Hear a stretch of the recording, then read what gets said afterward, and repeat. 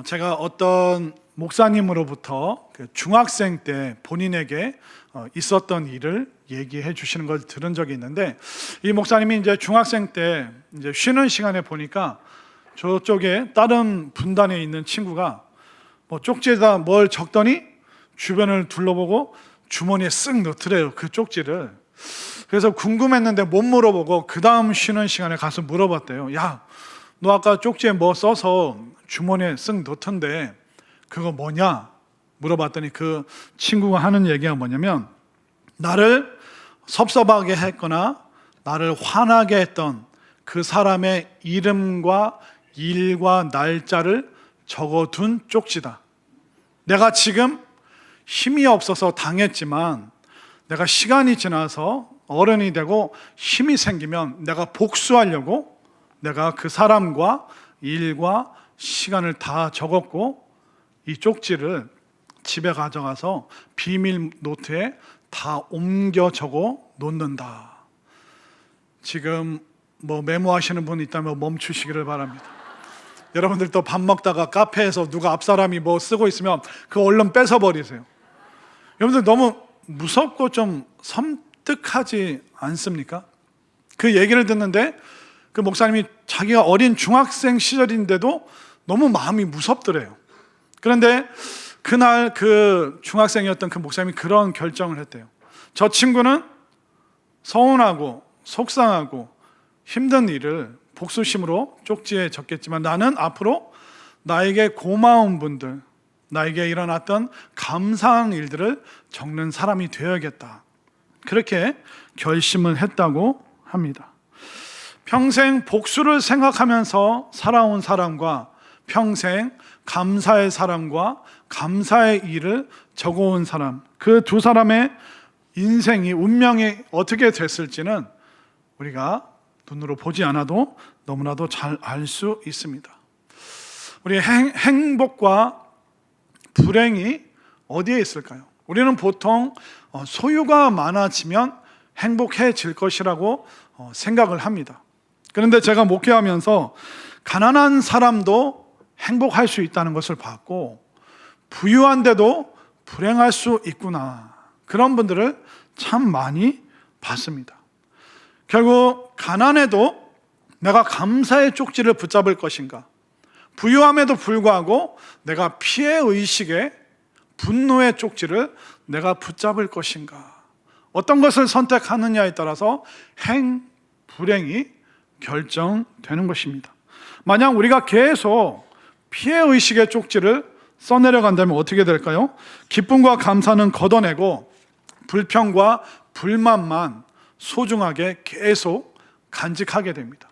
그런 사람의 인생은, 삶은 고통스러울 밖에 없습니다. 소유가 많아도. 그러나 어렵고 힘든 상황이 있어도 감사의 쪽지를 써내려가기로 결심하는 사람에게 그 인생은 소유물이 많지 않아도 축제가 될 수 있다는 것을 믿으시기를 바랍니다. 심리학에서 연구를 했는데 사람의 기억 속에 감사가 더 기억될까, 아니면 불행과 고통이 더 기억될까, 그렇게 검사를 해봤더니 보통 평균적으로 사람들이 부정적인 사건을 3배 이상 더 강하게 기억한다고 합니다. 자, 우리나라 근현대사 속에서 감사한 일들 꼽아보세요. 그런데 삼풍백화점, 성수대교, IMF, 그러니까 우리는 불행하고 고통, 힘든 거, 이거는 3배 이상 각인이 되고 기억을 해버려요. 그러나 감사한 일은 그냥 흘려보내고 잘 기억을 하지 않습니다. 또 심리학에서도 연구한 게 있는데, 사람이 평소에 어떤 언어를 많이 사용하는가, 어떤 언어를 많이 언급하는가, 감사에 대한 언급은 하루 중에 10%도 채 안 된다고 합니다. 오늘 하루가 아니죠. 오늘 시간을 보내면서 예배 자리 오면서 감사의 그 반응을 몇 프로 정도 했나 한번 생각해 보십시오. 감사의 반응은 한 10%밖에 안 된다는 거예요, 하루 중에. 그런데 불평, 불만, 부정적인 언급은 하루에 35%에서 40% 정도 언급을 한다고 합니다. 결국 감사와 불만의 비율이 1대3이나 1대4나 그 정도 되는 겁니다. 그래서 우리가 의도적으로 이 감사를 훈련하지 않으면 우리의 본능은 끊임없이 불행과 또 불만 쪽으로 기울어질 수밖에 없는 것이 인간의 본성이다라고 심리학이 말하고 있습니다. 저는 오늘 이 추수감사 주일에 여러분들이 억지로라도 감사의 훈련을 할 수 있게 되기를 바랍니다. 이 추수감사, 감사절이 우리에게 어떤 의미가 있냐면 바로 영적인 건강검진을 하는 날입니다. 우리가 건강검진을 보통 40세 이상이 되면 2년에 한 번 정도 합니다. 건강검진하는 이유가 뭡니까? 내 몸의 이상 유무를 확인하고 건강을 돌보기 위한 방법이죠. 그러면 우리의 영혼을 검증할 수 있고 검사할 수 있는 방법이 뭘까요? 바로 감사절에 정말 내가 감사를 하는가 안 하는가, 이 영적인 진단을 통해서 우리의 영혼이 다시 한번 새로워지고 우리 모두가 이 예배 자리를 떠날 때 우리 모두가 감사의 전문가가 될 수 있게 되기를 바랍니다. 자, 오늘 본문 말씀으로 우리가 돌아가서 오늘 어떤 지명이 세 군데가 나오고 있습니다. 자, 11절 말씀을 볼까요? 시작. 예수께서 예루살렘으로 가실 때 사마리아와 갈릴리 사이로 지나가시다가. 예루살렘, 사마리아, 갈릴리가 있죠. 보통 예루살렘과 갈릴리는 복음서에서 자주 등장하지만 사마리아는 가끔 등장합니다. 이 사마리아는 보통 유대인들에게 천하게 여겨지고 경멸의 대상이었습니다. 왜냐하면 굉장히 오랜 그 역사적인 이유가 있는데, 솔로몬 이후에 이스라엘이 북이스라엘과 남유다로 나뉠 때 남유다에는 예루살렘이 있었고 성전이 있었습니다. 북이스라엘은 사마리아를 수도로 삼고 사마리아에 성전을 만듭니다. 우리 더 이상 예루살렘 가서 예배드리지 않을 거야. 우리끼리 따로 이곳으로 성전을 할 거야. 하나님은 예루살렘에 계시지 않고 사마리아에 계셔. 이렇게 선포를 해버립니다. 그런데 아수르에게 북이스라엘이 무너지면서 아수르 정책은 혼합주의였습니다. 그래서 여러 인종을 섞어버리는데 사마리아 지역에 이방인들을 많이 집어넣었어요. 그러다 보니까 유대인들이 여러 결혼을 통해서 이제 피가 섞였다 해서 남유다 사람들이 이 사마리아 지역을 경멸하는 어떤 순수성을 잃어버렸다. 예, 그렇게 그 사람들을 안 좋게 취급을 했습니다. 그러다 보니까 이 사마리아 지역은 그 사람들이 예루살렘 갈릴리에서 예루살렘으로 갈 때 이제 돌아서 갔습니다. 그러니까 피해서 갔습니다. 그런데 예수님께서는 의도적으로 이 사마리아 지역으로 들어가시는 모습을 보여주고 있는 것이죠. 그런데 이렇게 천하게 여겨지고 경멸의 대상이었던 그 사마리아 그 접경 지역에 어떤 사람들이 있었을까요? 그 시대 가장 불쌍한 사람들. 12절 말씀, 12절 시작. 한 마을에 들어가시니 나병 환자 10명이 예수를 만나 멀리 서서. 나병 환자 10명이 유대인인 예수님과 멀찍이 서 있습니다. 자, 나병 환자, 우리는 그냥 문둥병, 우리 일상과 굉장히 동떨어져 있기 때문에 그냥 읽고 지나갔습니다. 그런데 이 고대 사회에서 이 나병이라는 것은 하늘의 저주, 천형, 벗어날 수 없는 형벌이라고 생각을 했습니다. 그리고 레위기 말씀에 보면 이 나병에 걸린 사람들은 어떻게 해야 되냐면 옷을 찢고 머리를 다 풀어헤칩니다. 그리고 자신의 코와 입을 가리면서 어떤 사람이 자기 앞으로 지나가려고 하면 외쳐야 돼요. 나는 부정합니다. 나는 부정합니다. 나에게 오지 마십시오. 멀리 돌아가십시오. 옷을 찢고 머리를 풀어헤치고, 그리고 사람들이 자기에게 오지 못하도록. 그런데 그렇게 외치지 않고 사람들이 사는 마을로 구걸하러 들어갔다가 잘못하면 돌에 맞아 죽게 됩니다. 이놈이 우리 마을까지 망하게 하려고 해? 그러니까 모든 사람들이 그들을 경멸하고 싫어했고 밀어냈고 배척을 했습니다. 가족들과 함께 살 수 없어요. 격리되어야 됩니다. 공동체로부터 추방을 당했습니다. 그러니까 일상 속에서 직업을 가질 수도 없고 구걸하려고 문을 두드려도 사람들에게 매맞기 일쑤고, 그 10명이 예수님께 가까이 오지 못하고 멀찍이 떨어져 서 있는 이 모습. 그런데 이 처절한 현장, 제대로 먹지 못하고 사람들의 돌봄을 받지 못하고 늘 천하게 여겨지던 이 불쌍한 사람들. 그런데 이 말씀 속에 오늘 우리가 굉장히 놀라운 영적 원리를 발견할 수 있습니다. 자, 13절 말씀으로 가볼까요? 13절 말씀 시작. 소리를 높여 이르되 예수 선생님이여 우리를 불쌍히 여기소서 하거늘. 그러니까 멀리 떨어져서 외치는 거예요.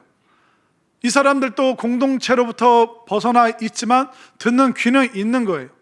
예수라는 분이 나타나셔서 병자도 고쳐주시고 먹을 것도 주시고 우리들 속에 있는 모든 어두움, 마귀의 세력, 귀신도 쫓아내주시는 그런 분이 있다는데 지금 사람들의 소리를 들으니 예수님께서 갈릴리 그리고 사마리아 이 적경지대를 지나가고 계시는구나, 우리 마을을 통과하시는구나. 예수님, 예수님, 우리를 불쌍히 여겨주십시오. 우리 어떡합니까? 그들 막 울부짖고 있는 거예요. 여기 나오는 영적 원리가 뭘까요? 바로 그들의 고통과 그들의 실패와 그들의 저주, 그들의 상처, 그것이 바로 예수님을 끌어당기는 자석이 되었다는 것입니다. 그리고 그들을 또한 예수님께로 인도하는 통로가 되고 있습니다. 만약 그들이 집에서 호의호식, 좋은 거 입고 좋은 거 먹고 아무 근심 걱정 없었다면 예수님 찾았을까요? 안 찾았을까요? 그러나 그들이 너무나도 고통스럽고 처절하고 비참하니까, 그러니까 그 비참함이 어떻게 됩니까? 바로 그들에게 통로가 되고 자석이 되어서 그들을 예수님께로 인도하는, 이끌어주는 재료가, 구원의 재료가 되고 있는 것입니다. 저도 성도님들 만나면 정말 눈물의 고백을 하시는 분들이 참 많습니다. 목사님, 우리 자식 문제 때문에, 자식 문제 없었으면 저 교회 와서 기도 안 했을 겁니다. 목사님, 내가 평생 우리 와이프 힘들게 하고 방탕하게 살고 와이프 평생 소원인 교회, 내 몸 건강했으면 목사님 저 교회 안 왔을 겁니다. 그런데 이제 한쪽을 쓸 수 없으니 내 인생 오라는 데도 없고 갈 데도 없으니 올 때는 주님 앞밖에 없습니다. 예배 자리밖에 없습니다. 제가 건강했다면 세상 천지 돌아다녔지 아마 예수님 앞에 안 왔을 겁니다. 목사님, 제가 이런 아픔, 이런 고통, 이런 외로움이 있어서 예수님 만나게 되었습니다. 그런 고백들 참 많이 듣습니다. 여러분들의 과거는 절망과 슬픔과 저주의 쇠사슬이 아니라 여러분들의 아픔은 여러분들을 예수님께로 인도하는 바로 자석이 된다는 것을 꼭 믿으시기를 바랍니다.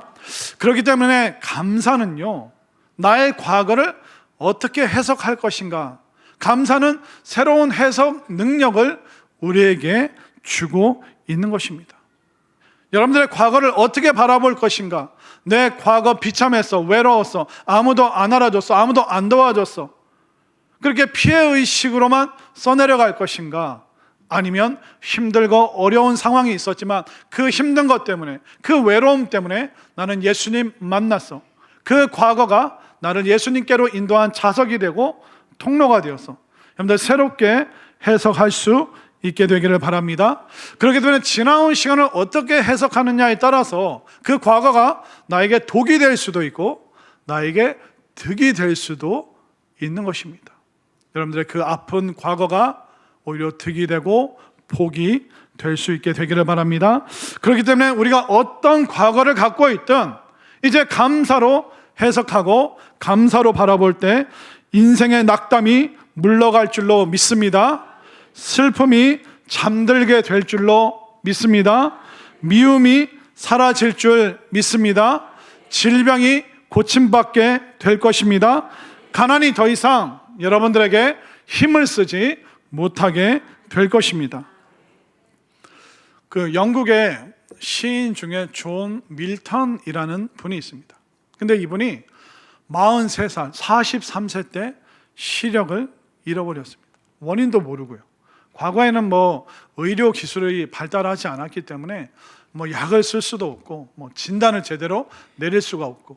근데 시인인데, 유명한 시인이었는데 43세에 앞을 못 보게 됐습니다. 책을 보고 책을 쓰던 사람인데 더 이상 글을 읽을 수가 없습니다. 글을 써도 이게 종인지 책상인지 알 도리가 없는 거예요. 그는 어떻게 했을까요? 피해의식의 쪽지를 써내려갔을까요? 감사의 쪽지를 붙잡기 시작했을까요? 존 밀턴이 이렇게 고백했습니다. 내 육안을 어둡게 하심으로 주님을 볼 수 있는 영안을 열어주신 것을 감사합니다. 나는 시력을 잃은 대신에 영적인 눈이 뜨이게 되었습니다. 이 고백 후에 존 밀턴이 쓴 책이 있는데, 소설이 있는데, 그것이 바로 위대한 작품인 신낙원. 낙원을 잃어버린 인간의 그 모습, 어떻게 하면 다시 낙원으로 돌아갈 수 있는가? 잃어버린 그 낙원에 대한, 그 성경에 대한 방대한 이야기를 소설 형식으로 만든 신낙원이라는 위대한 작품을 그가 앞을 못 보는 상태에서 써내려갔던 것입니다. 우리는 어떻게 해야 될까요? 고통과 실패와 상처, 아픔, 내 인생은 저주받았어, 나는 피해의식 속에서 살 거야. 여러분들 그러지 마시고 이 시에, 이 추수감사주일 오늘 여러분들 결단하시고 결심하셔서 여러분들 감사로 과거를 돌아보시고, 나의 상처와 아픔은 나를 주님께로 인도하는 자석이 된다, 나를 주님께로 인도하는 축복의 통로가 된다, 그렇게 결단하고 고백할 수 있게 되기를 바랍니다. 자, 이렇게 10명의 문둥병, 그 나병 환자들이 예수님을 불렀습니다. 소리질러 불렀습니다. 처절하게 절규했습니다.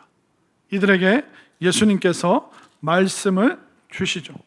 자, 예수님께서 이들에게 뭐라고 하셨습니까? 14절 말씀을 보겠습니다. 14절 시작. 보시고 이르시되 가서 제사장들에게 너희 몸을 보이라 하셨더니 그들이 가다가 깨끗함을 받은지라. 자, 아직 낫지 않았어요. 그런데 예수님이 제사장들에게 가라고 하니 순종하여 길을 나서기 시작했습니다. 굉장히 위험한 길이에요. 길 가다가 사람들이 돌멩이를 던질 수도 있어요. 근데 왜 예수님께서 제사장에게 가라고 하셨냐면, 구약 율법에 제사장들은 그 당시에 정치, 경제, 종교, 의료 모든 부분에 있어서 리더였어요. 그 사회의 리더. 그러니까 제사장이 보고 이 사람이 나병 환자다 하면 격리를 시키는 거예요. 근데 시간이 지나서 저 깨끗하게 나왔습니다. 그럼 제사장이 오케이, 너 깨끗해져서 탕탕탕 하면 일상으로 돌아올 수 있는 거예요. 그래서 그 허락을 받기 위해서 가는데 아직 낫지 않았지만 예수님이 말씀하시니 그들이 순종하며 나아갔죠. 그 순종의 모습은 너무나도 좋아요. 근데 가다가 어떻게 됐습니까? 그들이 나음을 입었더라. 깨끗해졌어요. 기적을 경험했어요. 여러분들이 그런 기적을 경험하면 어떻게 하시겠습니까? 바로 집으로 가겠습니까? 치유의 능력을 베풀어 주신 예수님께 감사하겠습니까? 예, 상식적으로 당연히 그 말씀을 해주신 예수님께 감사를 표현해야 되잖아요. 그 10명 중에 몇 명이 예수님께 돌아왔나 한번 볼까요? 15절 말씀으로 가보겠습니다. 시작. 그 중에 한 사람이, 몇 명이요? 고침은 몇 명이 받았다고요? 10사람이 고침받았는데 한 사람만 왔어요. 15절 다시 한번 읽겠습니다. 시작. 그 중에 한 사람이 자기가 나은 것을 보고 큰 소리로 하나님께 영광을 돌리며 돌아와. 10명 중에 한 사람밖에 돌아오지 않았습니다. 이게 바로 사람이라는 거예요. 사람은 이렇게 감사하지 못합니다. 그 순간만 모면하면 우리는 감사를 까맣게 잃어버리는 것이 바로 인간의 모습이라는 것입니다. 예수님을 통해서, 이 사마리아 사람을 통해서 깨달을 수 있는 게 뭐냐면, 우리가 무엇에 대한 감사보다 누구를 향해서 감사해야 되는가, 이걸 우리가 금방 깨달을 수 있죠. 무엇에 대한 감사는 뭔가 주어졌을 때만, 내가 원하는 조건이 이루어졌을 때만 하는 것을 무엇에 대한 감사라고 하는 것입니다. 그러나 누구를 향한 감사는 그것이 설령 이루어지지 않았어도, 나에게 주어진 것이 없어도 그분을 향해서 감사하는 것이 진정한 감사의 본질이라는 것을 여러분들 깨달으시기를 바랍니다. 여러분들 어떻게 하셨어요? 주어졌을 때만 감사하셨는지, 아니면 나의 모든 인생과 삶을 주님께 끊임없이 감사하기로 결단하셨는지. 이 사마리아 사람은 이방인이었어요. 천대받는 사람이었어요. 소외된 사람이었어요. 유대인들의 주류가 아니었어요. 그럼에도 그는 정말 예수님 앞에 적극적으로 감사를 표현합니다. 소극적으로 표현하지 않습니다. 적극적으로. 16절 말씀을 한번 볼까요? 16절 시작. 예수의 발 아래 엎드려 감사하니 그는 사마리아 사람이다. 10명이 감사의 조건이 넘치는데도 9명은 다 어디로 갔는지 하나도 없고, 그 한 사람만 예수님의 발 아래 엎드려. 그러니까 말로만 감사합니다가 아니라 실제로 행동으로 몸소 그는 예수님 앞에 감사의 표현을 올려드리고 있습니다. 이처럼 우리는 몸으로, 안 되면 억지로라도 여러분들 감사할 수 있게 되기를 바랍니다. 이 감사가 얼마나 중요하냐면, 감사는 하나님의 뜻이래요. 화면으로 한번 볼까요? 데살로니가 전서 5장 18절 시작. 범사에 감사하라. 이것이 그리스도 예수 안에서 너희를 향하신 하나님의 뜻이니라. 하나님의 뜻이 뭐라고요? 범사에 감사. 범사가 뭐냐면 무릇 범자예요. 무릇 우리 모든 일들, 모든 일에 감사라는 거예요. 모든 일에는 좋은 일도 있지만 안 좋은 일도 있어요. 안 좋은 일도 감사하라고요? 우리가 강한 일도 있지만 약해지는 일도 있어요. 약해지는 일에 대해서도, 우리가 부유해지는 일도 있지만 가난해지는 일도 있어요. 그런 일까지도요, 우리가 지금 당장 이해되지 않아도 모든 일에 대해서 감사하는 것이 우선 하나님의 뜻이다. 그것을 받아들이든 받아들이지 못했던, 내가 납득을 했던 납득하지 못했던, 왜 나에게 이런 일이 일어나요? 그런 것조차도 여러분들 이 꽉 물고 이 악물고 하나님 앞에 감사하기로 결정할 수 있게 되기를 바랍니다. 그래야 되는 거예요. 왜냐하면 상황과 여건만 좋아지면, 그러면 여러분들 상황과 여건이 좋아지면 감사 잃어버리잖아요. 사실 우리는 10명 중에 9명일 때가 얼마나 많습니까? 우리는 감사하지 않아요. 우리는 주어지면 감사하고, 하나님을 향해서, 주님을 향해서 제대로 된 감사를 못할 때가 얼마나 많습니까? 말로도 감사하지 않고 행동으로도, 모습으로도 감사하지 않을 때가 너무나도 많기 때문에 하나님이 말씀하시는 거예요. 그러면 너희들 모든 일에 감사해라. 좋은 일도 감사하지만 힘들고 어려운 일에도 감사해라. 그러니까 감사가 너무나도 중요하기 때문에 하나님께서 강력하게 이게 내 뜻이다라고 말씀하실 정도로 힘줘서 우리에게 감사에 대한 강력한 권면을 하고 계시는 것입니다. 억지로라도 하라고 하시는 거죠. 그 다음 골로새서 3장 17절 말씀 시작. 또 무엇을 하든지 말에나 일에나 다 주 예수의 이름으로 하고 그를 힘입어 하나님 아버지께 감사하라. 얼마나 감사가 안 되면 예수를 힘입어서, 예수님을 의지해서 감사해라. 우리가 얼마나 불평불만이 많습니까? 하나님 이것도 안 해주시고 저것도 안 해주셨는데, 속 시원하게 안 해주셨는데 그래도 감사하라고요? 감사가 또 안 하니까 예수를 힘입어서. 그 말이 뭡니까? 우리가 고통스럽고 어려운가요? 그러면 예수님이 지신 십자가를 보세요. 십자가가 얼마나 무서운 형벌입니까? 가장 처참한 저주입니다. 나 대신 살과 몸과 모든 것을 다 찢기시고 모욕과 조롱과 수치를 당하시고, 너 모든 상황에서 감사 안 되면 예수를 바라봐라. 그 십자가를 바라봐라.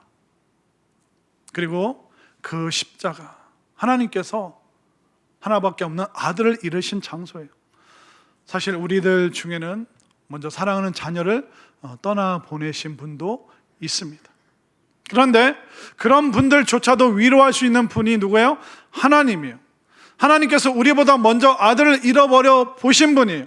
그 십자가에서 예수님이 죄 없으신 그분이 우리 대신하여 찢기시고 못 박히시고 처참하게 죽으시는 것을 먼저 아들을 잃어버려 보신 그 하나님이 말씀하시는 거예요. 도저히 감사가 안 된다면 십자가의 예수를 의지하여서라도 너희들 억지로라도 감사해라. 여러분들 정말 감사할 수 있게 되기를 바랍니다. 소극적인 감사가 아니라 역동적인 감사를 할 수 있게 되기를 바랍니다. 감사를 안 하잖아요. 예수님이 안타깝게 찾으십니다.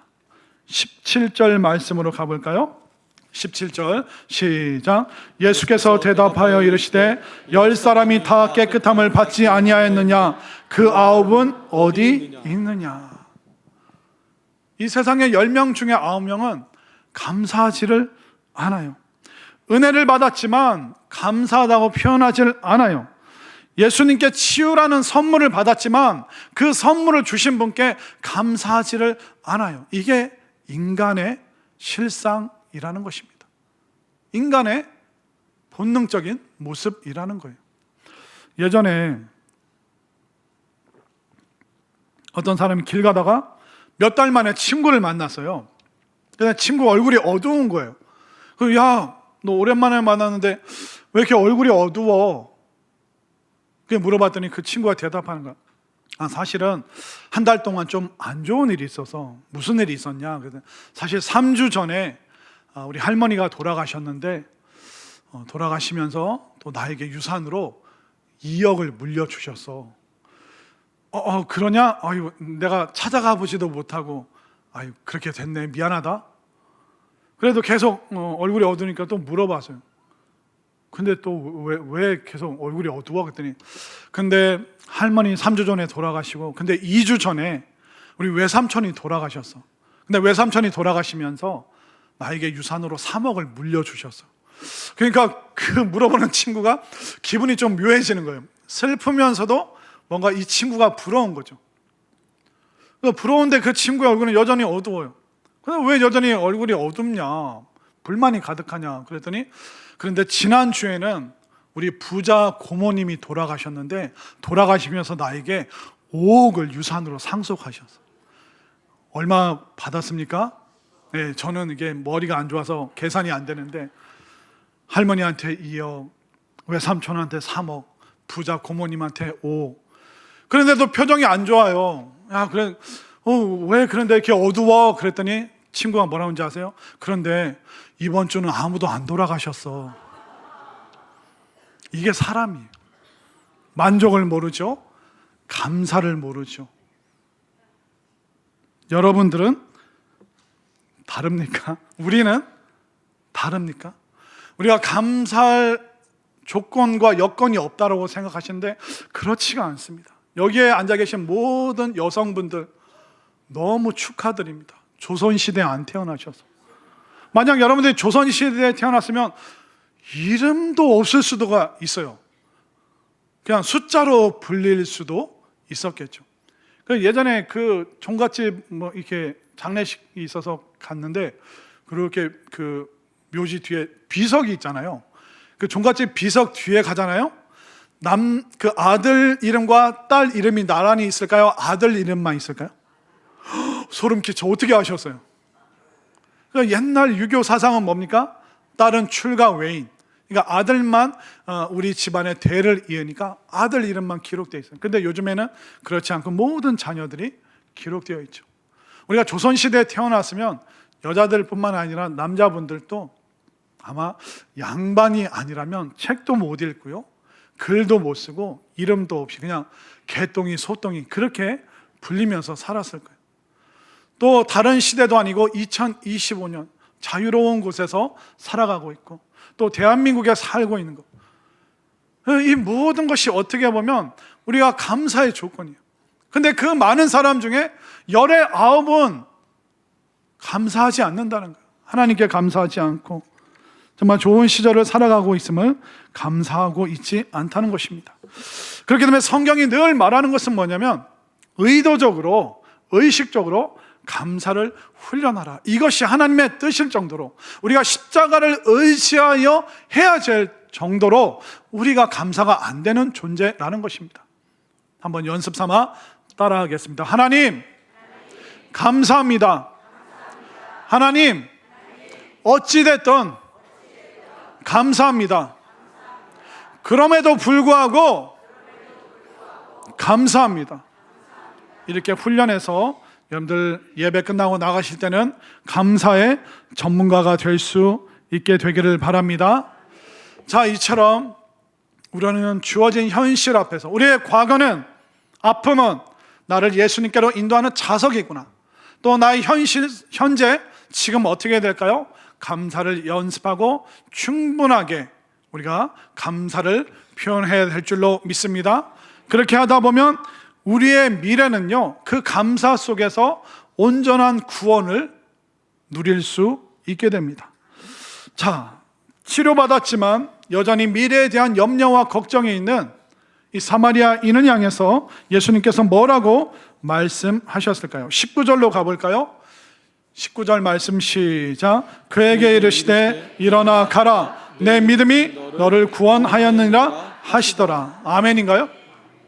이 사마리아인은 고침받았어요. 그러나 두려워요.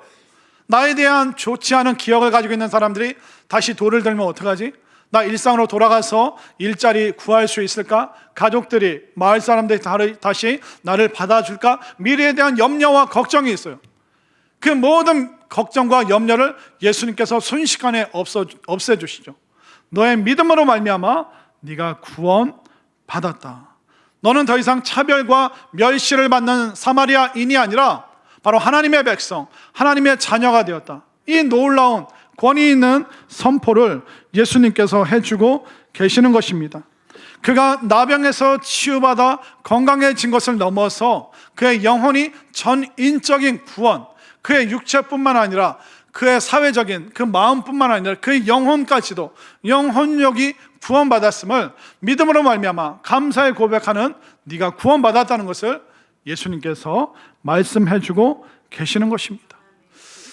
왜 예수님께서 이 구원까지, 천국까지, 이 영생까지 쫙 이어지도록 이 사마리아 사람에게 얘기를 해주고 계실까요? 그게 가장 중요하기 때문에. 자, 천국은 상상의 피난처가 아닙니다. 많은 사람들이 종교, 기독교 그런 곳에서 말하는 천국, 그것은 현실을 도피하고 싶은 사람들을 위한 피난처야, 상상이야. 그렇지 않습니다. 천국은 실제로 여러분들이 돌아갈 집입니다. 자, 한번 물어볼게요. 여러분들께. 여러분들 예배 끝나고 식사하고 세대별 모임 끝나고 돌아갈 집이 있습니까? 지금 절반은 집이 있고 절반은 지금 무슨 얘기인지 이해를 못하고 집이 없는 분들이에요. 집 없는 분들은 오늘부터 교회에서 저랑 같이 주무시길 바랍니다. 저랑 같이 밤에 막 기도하면 돼요. 얼마나 좋아요.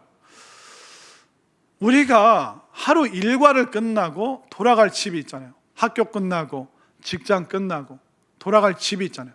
그러면 우리 인생의 마지막 어두운 장막이 내려오고 나서 나의 영혼이 돌아갈 그 집이 여러분들 준비되셨습니까? 아멘인가요? 준비해야 되는 거예요. 그러니까 이 땅에서의 삶은 다른 게 아니에요. 천국을, 우리가 돌아갈 그 집을 준비하는 시간이에요. 바로 예수님께서 그 나병 환자 10명에게 그 기회를 주셨어요. 천국을, 영생을, 하나님 나라를 준비할 기회를 주셨지만 10명 중에 9명은 감사를 잊어버리면서 그들은 믿음도 잃어버리게 되고 천국도 잃어버리게 되죠. 그러나 단 한 사람, 사마리아 사람, 그 사람은 감사로 예수님 앞에 엎드렸습니다. 그 믿음의 행동을 보시고 너의 믿음으로 말미암아 네가 구원받았느니라. 그가 영원히 돌아갈 그 집이, 그 미래가 확실하게 그려지는 것을 예수님께서 그에게 보여주고 계시는 것입니다. 천국은 약속이 있는 사람만이, 약속을 붙잡은 사람만이 들어갈 수 있습니다. 이 땅에서 비록 우리가 가난할 수도 있고 몸이 약할 수도 있고 많은 것을 누려보지 못했지만 천국을 소유한 사람은 추락하는 인생이 아니라 가장 높이 비상하는 놀랍게 나아갈 수 있는 인생이라는 것을 여러분들 반드시 믿으시기를 바랍니다. 그렇기 때문에 이 감사가 우리의 믿음의 문을 열어주고 이 감사가 우리 천국 문까지 열어준다면 이 감사가 얼마나 소중한 겁니까? 감사가 너무나도 귀하고 감사는 해도 그만 안 해도 그만이 아니에요. 하나님의 명령이에요. 항상 기뻐하라, 쉬지 말고 기도하라, 범사에 감사하라. 얼마나 안 하면 하나님이 성경에 명령으로 주셨을까요? 기뻐하지 않으니까 기뻐하라, 기도를 도무지 안 하니까 기도하라, 감사를 자꾸 잃어버리니까 감사하라. 이건 감사는 명령이라는 거예요. 해도 되고 안 해도 좋은 게 아니라 이건 무조건 해야 될 줄로 믿습니다. 그렇게 되면 저는 선언합니다. 지금 감사하지 않는 사람들 다 유죄. 다 유죄예요. 감사하지 않으면. 하나님의 명령인데 안 했잖아요. 우리가 어떻게 해야 될까요? 감사하지 않잖아요. 나만 손해예요. 그러나 감사하면 이제 우리가 불행을 넘어서 행복의 세계가 활짝 열리는 줄 믿으시기를 바랍니다. 아합은 은혜는 경험했지만, 순종으로 은혜는 경험했지만 감사는 잃어버렸어요. 그러나 사마리아 사람, 그 한 사람, 10명 중에 그 단 한 사람, 그 사람은 순종도 했고 은혜도 받고 감사도 했고, 감사했더니 구원의 자리, 천국의 자리까지 쫙 그는 비상하는, 추락하는 인생이었다가 놀랍게 높이 비상하는 인생이 되었던 것입니다. 오늘 현재를, 과거를, 미래를 누릴 수 있는 가장 좋은 선택은 감사라는 것을 믿으시기를 바랍니다. 이 가을에, 오늘 이 시간부터 정말 이 가을보다 더 아름답게 감사로 물들어가는 우리 모두가 될 수 있기를 간절히 소망합니다.